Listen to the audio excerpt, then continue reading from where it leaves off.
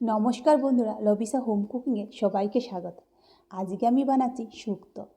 শুক্তো বাঙালির সবচেয়ে প্রিয় খাবার। বিয়েবাড়ি হোক আর অনুষ্ঠান বাড়ি হোক, পাতে থাকবেই শুক্তো। তো চলো বন্ধুরা, আমি কি করে মালাই শুক্তো বানিয়েছি তা তোমাদের সাথে শেয়ার করছি। তো মালাই শুক্তো বানাতে আমার কি কি উপকরণ লাগবে, আমি কি কি সবজি নিয়েছি বেগুন, পেঁপে, করলা, পটল, রাঙা আলু, সজনে ডাঁটা আর কাঁচকলা আমি একইভাবে কেটে নিয়েছি।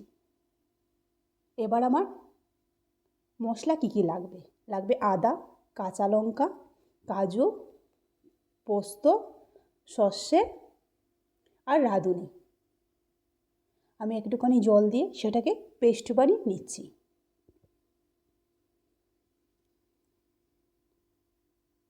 তো আমার পেস্ট করা হয়ে গেছে, আমি একটা বাটিতে ঢেলে রাখলাম।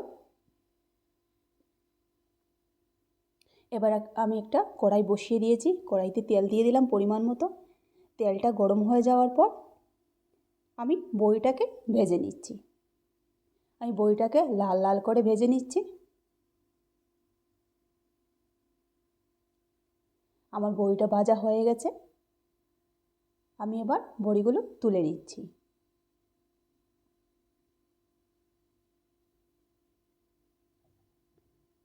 এবার একটুখানি হলুদ দিয়ে দেব।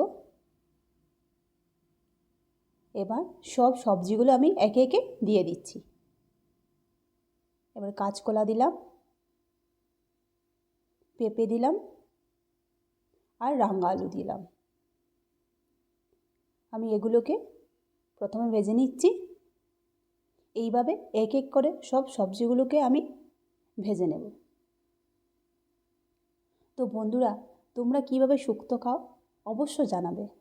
আমি খুব মাঝে মাঝে শুক্তো বানাই ঘরে, একটু ভালো করেই শুক্তো বানাবার চেষ্টা করি, একটু আলাদা আলাদাভাবে। তো আমার ভাজা হয়ে গেছে, আমি তুলে নিচ্ছি সবজিগুলো।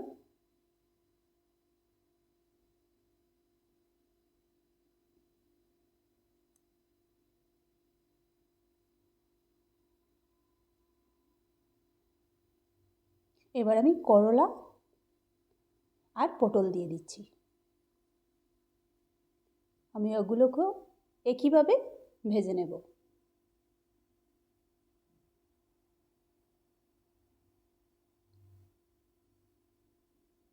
তোমার ভাজা হয়ে গেছে, আমি সবজিগুলো তুলে নিচ্ছি।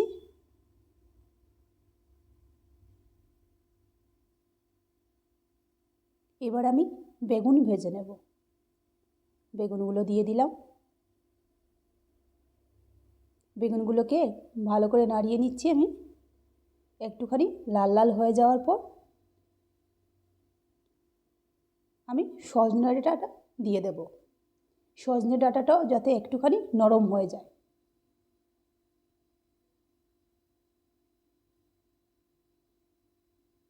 আমি এবার একটুখানি ঢেকে দিয়ে দেব।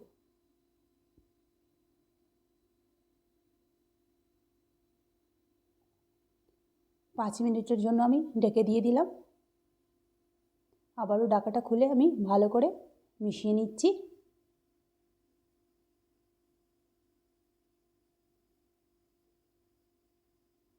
মোটামুটি আমার হয়ে গেছে। সজনে ডাঁটাগুলো একটুখানি সফট হয়ে গেছে, এবার আমি নামিয়ে নিচ্ছি। আমার সব সবজি ভাজা কমপ্লিট হয়ে গেছে। এবার আমি কড়াইতে একটুখানি তেল দিয়ে দেব। এবার আমি ফোড়ন দিয়ে দেব। নিয়েছি ফোড়নে আমি শুকনো লঙ্কা, তেজপাতা, ছোটো এলাচ, লবঙ্গ, দারচিনি আর পাঁচফোড়ন। ফোড়নটা ভালোভাবে হয়ে যাওয়ার পর আমি একটুখানি হিং দিয়ে দেব। তোমরা হিংটা আগেও দিতে পারো। আমি হিংটা দিয়ে দিলাম, দিয়ে আবারও একটু নাড়িয়ে নিলাম। এবার আমি বেটে রাখা মশলাটা দিয়ে দেব।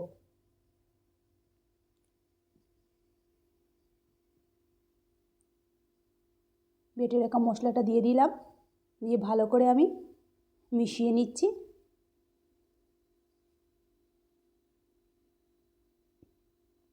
এবার আমি স্বাদ মতো নুন দিয়ে দিচ্ছি। এখানে আমি 1.5 চামচ নুন ব্যবহার করেছি, কেন আমি ভাজতে সময় কোনো নুন দেইনি। আবার আমি ভালো করে মিশিয়ে নিচ্ছি। এবার আমি বাটি ধুয়ে জলটা দিয়ে দিলাম।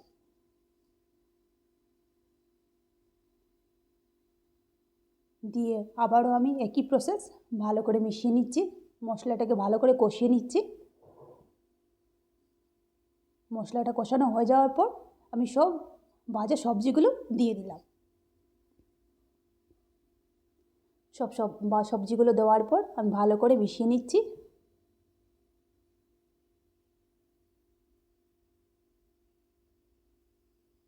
মিশানো হয়ে গেছে। এবার আমি 2টো চিড়ে কাঁচা লঙ্কা দিয়ে দিলাম আর একটুখানি জল দিয়ে দিলাম। দিয়ে আবারও ভালো করে মিশিয়ে নিচ্ছি। এবার আমি 5-6 মিনিটের জন্য ঢেকে দিয়ে দেব, যাতে সবজিটা আরও সফট হয়ে যায়।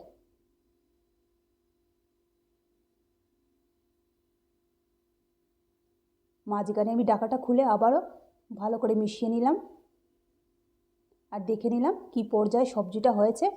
আমি আবারও ঢাকা দিয়ে দিলাম।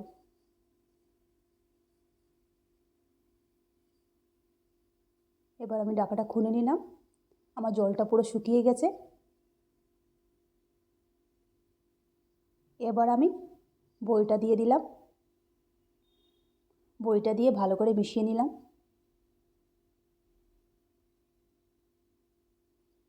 এবার আমি মালাইওয়ালা দুধটা দিয়ে দিলাম। পুরোটাই মালাই ছিল, দুধ সামান্য ছিল। তো আমি ভালো করে মিশিয়ে দিচ্ছি।